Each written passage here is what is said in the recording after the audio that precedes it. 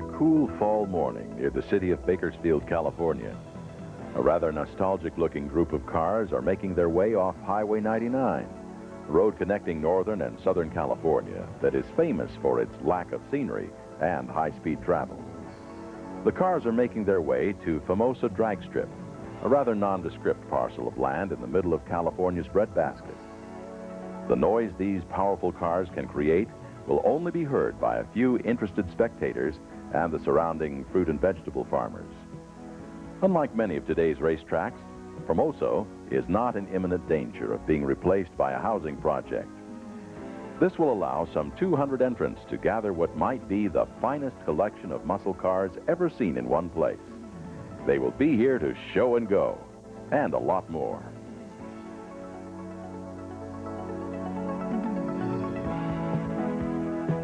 We're here to race and have fun.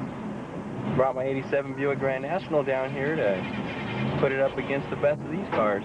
We're going to try to race and win and have a lot of fun. Remember the Muscle Car Unlimited, and we're out here to work and have fun. We're out here just to have a good time, and I'm trying to sell my little car here and so I can fix the one up I have at home. I just want to come out and look at some old cars. To run and to show. It's the weekend of nostalgic race. To look at some cars. The plan for the weekend was simple. Saturday allowed the concours judges to determine how clean your car was. Sunday was to allow the timer to see how fast your car was.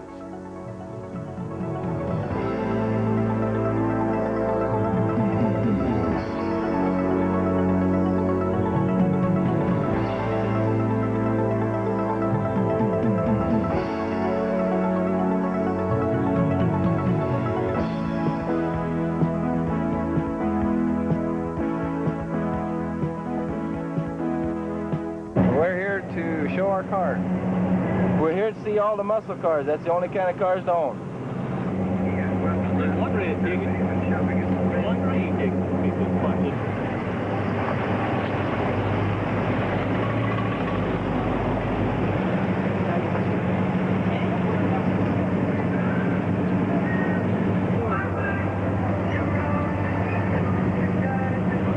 Come up here for the racing. This is the place to be. Going to see 400 of the best muscle cars left in existence right here. What are you doing here this weekend? Well, I'm going to show and win, and I'm going to race and win. That's what I'm going to do this weekend. We're going to show our car. My boy built this car, and we're going to bring it down and show it. Race it? Yeah, we're going to show it and race it. All right.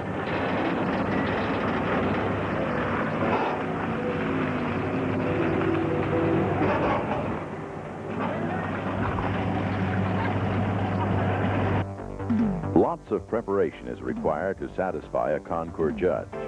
A cute license plate doesn't help much, but they sure are fun to look at.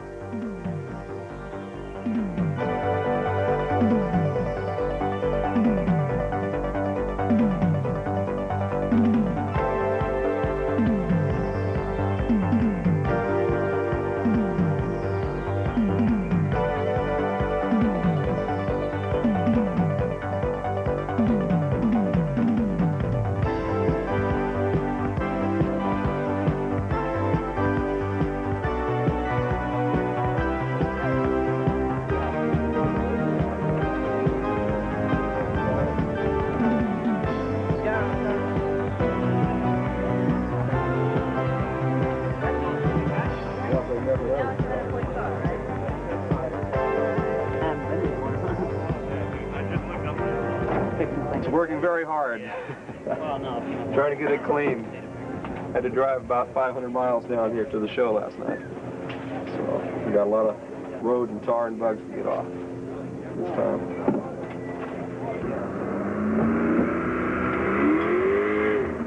Probably gotta get the air conditioner fired up doing this. It was interesting to see the effort that some of the restorations required.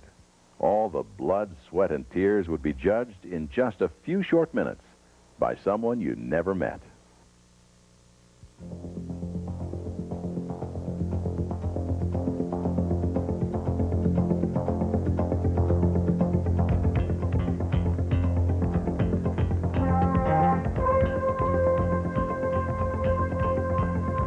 Buttazzoni of Lethbridge, Alberta, Canada. It was a time to face the music. 1969 SS Camaro that I completely restored. Did basically all the work myself with the help of a few friends. I didn't do the paint or the body work, but it was a frame-off restoration that took me roughly 3 years to complete. Had a lot of fun and a lot of frustration along with it too. Taught me a little bit about patience. That's about as thin as...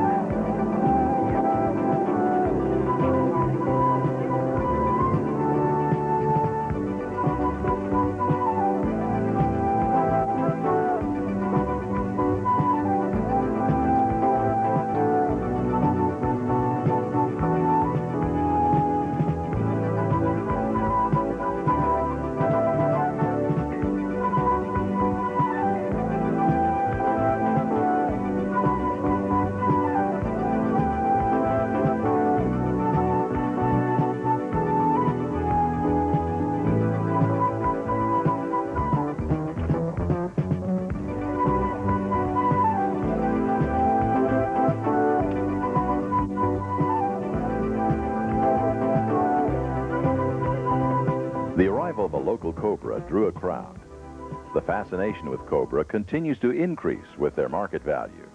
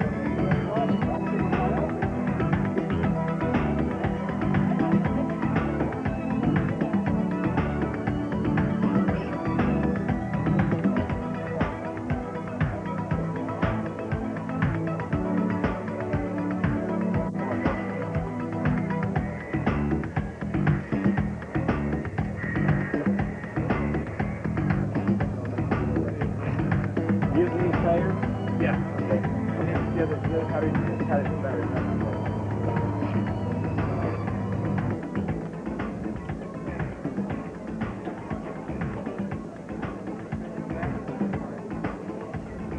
is Roger Wiley.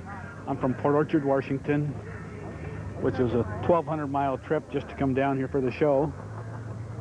It's a 70 Boss 429, original paint, original color, never been restored.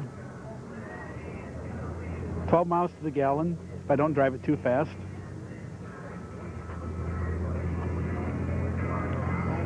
That's the Boss, a Boss. It's rare. There's only 260 of them alive today out of 499. It'll do 140 miles an hour before you can even think about it.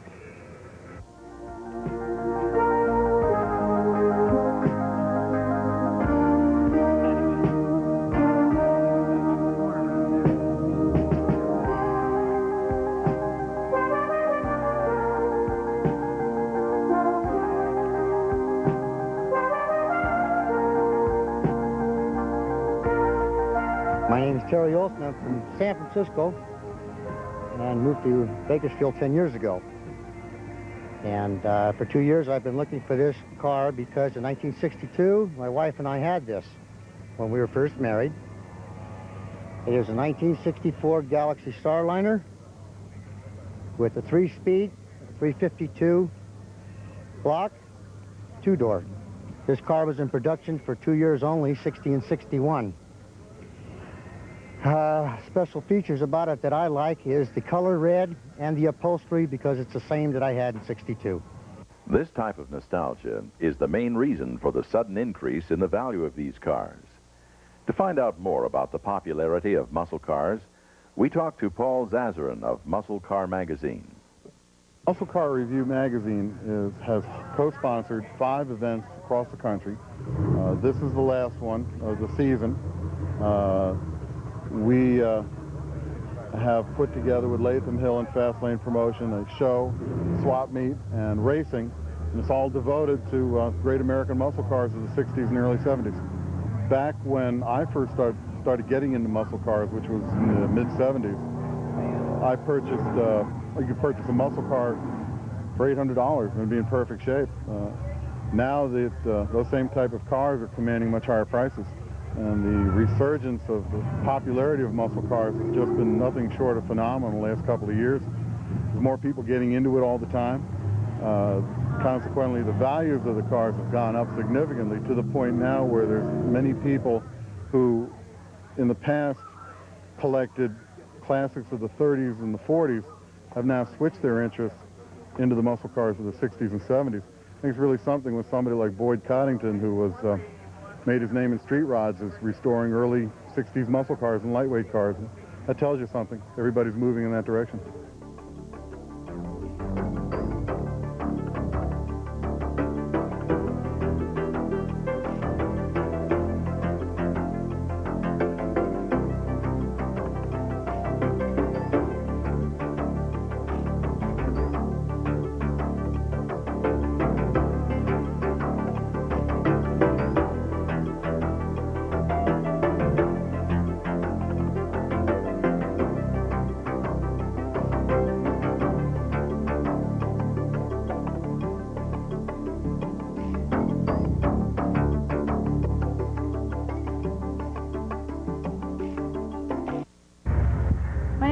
Green, and I'm representing Muscle Car Review Magazine this year.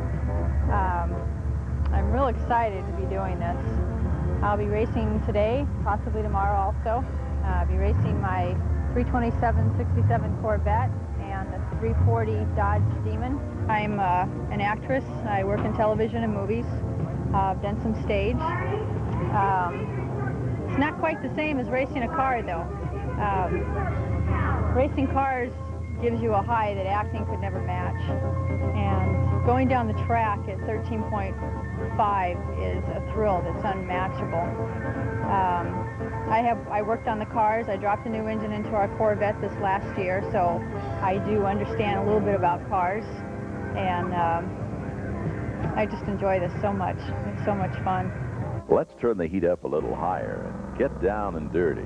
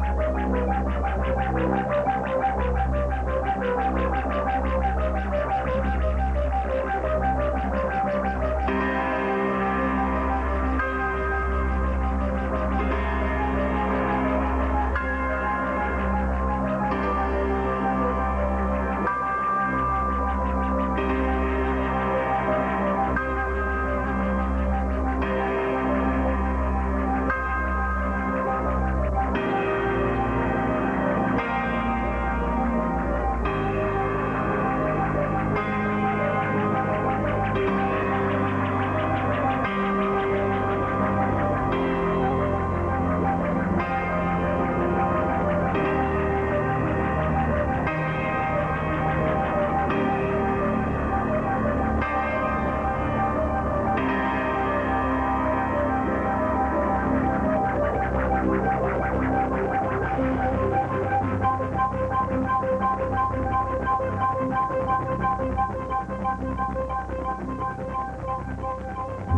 from the East Coast, and when we were growing up back in the 60s, the wonderful thing that we had was, of course, the muscle cars. And we on the East Coast always admired the West Coast primarily for its innovative machinery for street machines, muscle cars, and all the alike. This idea was actually conceived back in 1975 by Mr. Jerry Kelly and myself. And we just kind of talked about it from time to time. And Muscle Car Review magazine made it a reality for us to carry it out here on the West Coast, which was an ultimate dream for us. We are just really delighted to be here on the West Coast because we, East Coasters, believe that it's the West Coast who started the muscle car craze. We are really delighted to see the attendance we've had today, considering it's the first inaugural event. We're well pleased with the reception that we have gotten from the participants and spectators alike, and the weather couldn't ask for anything better. And this is a continued movement which is going to flourish and grow for the next several years to come, and we'll be back next year. You better believe it.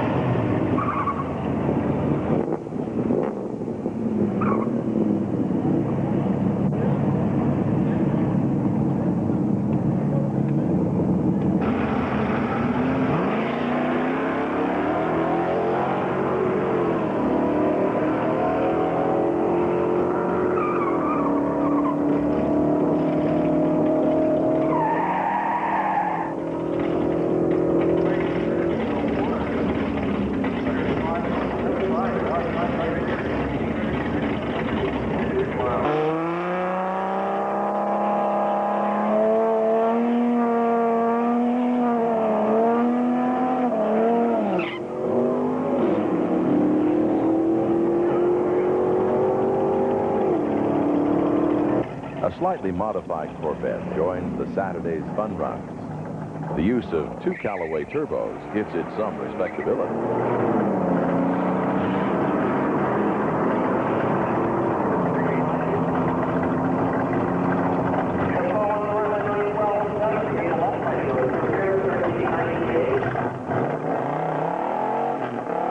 Watch the no hands technique of this driver.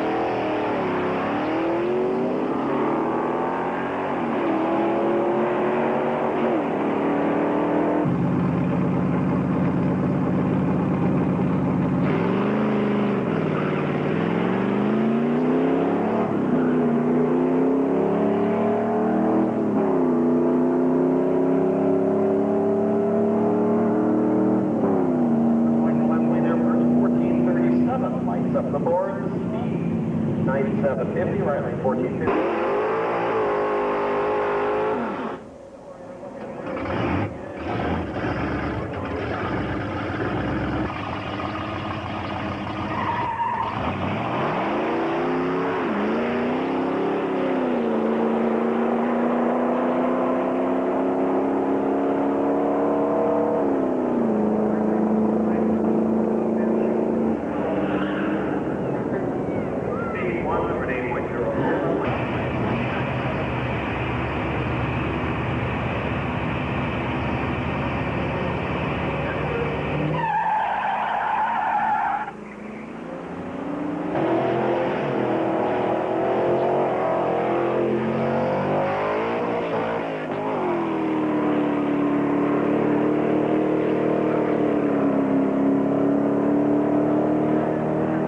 As the day drew to a close, the fun runs would prove costly to the owner of this great-looking 442.